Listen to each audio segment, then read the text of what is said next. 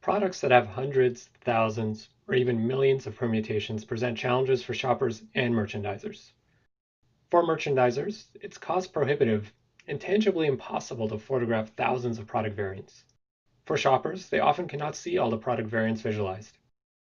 Threekit's layered rendering and advanced virtual photographer solve both of these problems. In this example, I have a sofa with both fabric and feet material options.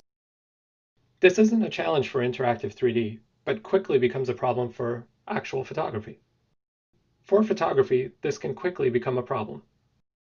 With Threekit's advanced virtual photographer and layered rendering, artists can separate out product components. In this example, the sofa feet and the fabric can be separated into individual objects to render. Here, I've set up the feet as their own object and the sofa as its own object. This does a few things. It dramatically reduces the overall number of virtual photos or renders, saving me both time and money. It reduces the overall size of experience for shoppers, so switching options is instant. And it makes maintaining and updating options even easier. For example, if we add a new fabric, we only need to render the sofa object and not the entire sofa with every light combination.